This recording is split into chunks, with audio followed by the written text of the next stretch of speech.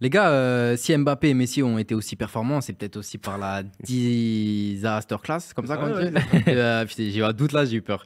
De Eric Bailly, qui a eu la pire note sur la rédac de Foot Mercato. Il a été noté à 2 sur 10. Ah oui, 2. Donc note très sévère, mais peut-être méritée, vous allez me le dire. Le match de Bailly, ça a été plutôt catastrophique. C'est ton avis, toi, Alex? Je pense que le mot plutôt, il est trop, c'est catastrophique. On avait beaucoup de questions sur est-ce qu'il allait être prêt niveau physique, pas du tout. Il a été incapable de suivre Mbappé au marquage, alors qu'il devait faire du marquage individuel. Il a été incapable tout le match. Qu'est-ce qu'il a fait de mauvais encore? Placement, mauvais, il couvrait. Franchement, je ne sais pas ce qu'il a fait de bien.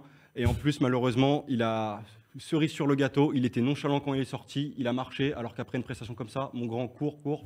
Et rattrape-toi au moins sur ça, sur ta sortie. Donc de A à Z, ça a été catastrophique. Et il a quoi? Il doit avoir un peu plus de 600 minutes jouées avec l'Olympique de Marseille. S'il continue comme ça. Sachant que ça passe plus là avec Bailly. Bah non, c'est pas que ça passe pas, mais qu'à un moment. Tu satures, quoi. Ouais, va falloir soit il va peut-être enchaîner et se rattraper à l'avenir.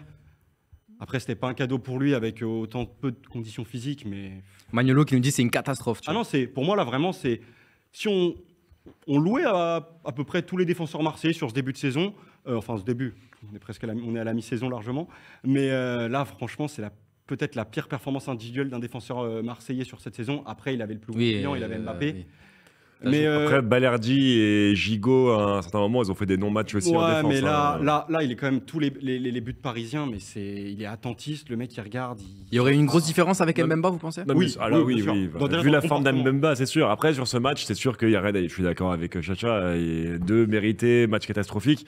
Mais moi, ça me fait un peu de peine parce que je trouve qu'en tout début de saison, si on se rappelle, c'était peut-être le meilleur défenseur marseillais, moi je trouvais. Les bons joueurs dans la victoire. C'est tellement gentil. Régale. Non, il a jamais, pour moi, il a jamais été le meilleur défenseur marseillais. Si, il a dans les duels et dans la maîtrise des. Je sais pas, des. Non, je trouve. Non, mais voilà, mais c'est les blessures, c'est toujours les blessures sur ses prestations. À chaque fois, il est très très bon, mais il se blesse. C'est ça qu'on le bon et encore. Il a été bon, Bailly, sur les minutes qu'il a joué à l'OM. Oui, début de saison, pour moi, c'est peut-être le meilleur. Juste qu'après, il prend 7 matchs avec un rouge, il est blessé, etc. Au tout début de saison. Pour moi, Mbemba, Ligue des Champions.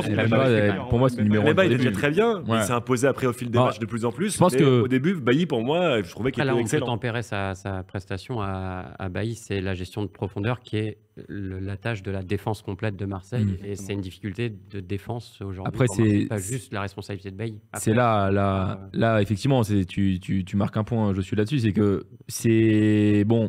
Le 2 est mérité, il est passé à côté de son match, mais c'est aussi quelqu'un qui vient de base remplacer Gigot, Mbemba. Donc hiérarchiquement, déjà, c'est pas un mec titulaire. Il se tape le PSG qui, pour le coup, on en a parlé longuement, toutes les étoiles étaient alignées ce soir pour le PSG. On a retrouvé le grand PSG, du moins ce soir.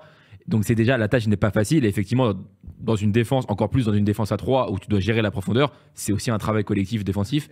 Donc c'est compliqué pour lui. Surtout qu'il a...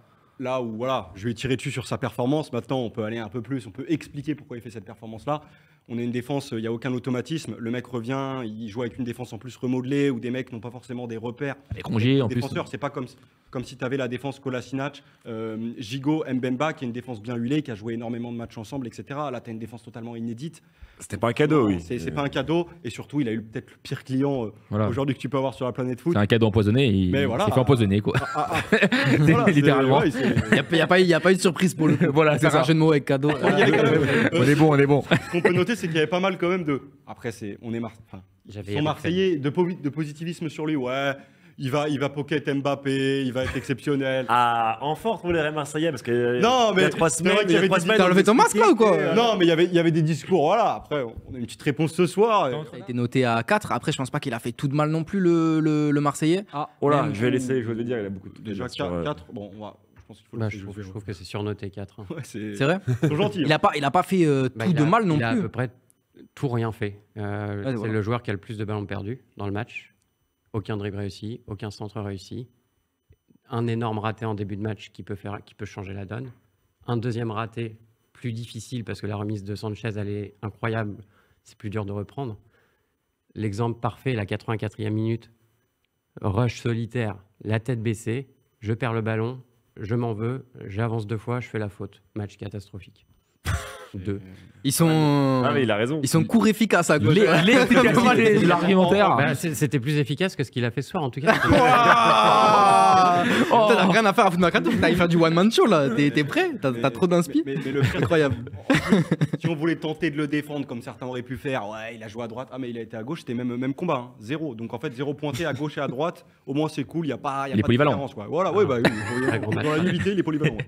Oui, mais Bah, avec Nuno Tavares, on sait jamais à quoi s'attendre. C'est ça qui est rigolo avec lui, un joueur divertissant comme dit Constant, et c'est exactement ça. Et même avec Nuno Mendes, côté parisien, est un cran au-dessus, voire plusieurs, mais un peu dans le même style aussi, où parfois tu comprends pas trop ce qu'il fait avec le ballon. Et c'est vrai que du coup, le duel des deux ensemble, c'était marrant. Aussi par ce qu'il y a en face de lui aussi ce soir. Oui, voilà, c'est ça. Bien sûr. C'est pour ça que je les mettais en parallèle les deux. Quoi. Non, mais de toute façon, Nuno Tavares, j'ai l'impression que tu peux écrire son match avant le match. Tu sais exactement ce qu'il va faire à des moments dans le match. C'est célèbre, je repique et je tire du droit quand il est à gauche. Il l'a fait sur son bon pied côté droit. Tu sais qu'il va faire 2-3 interceptions un peu vives et il va débouler. Et t'as l'impression que. Et puis tu sais qu'il va se louper devant le but à un moment donné. Et là, la grosse action qui rate à 0-0. Qu'est-ce qu'il fait, quoi? Ah oui, il hésite pas.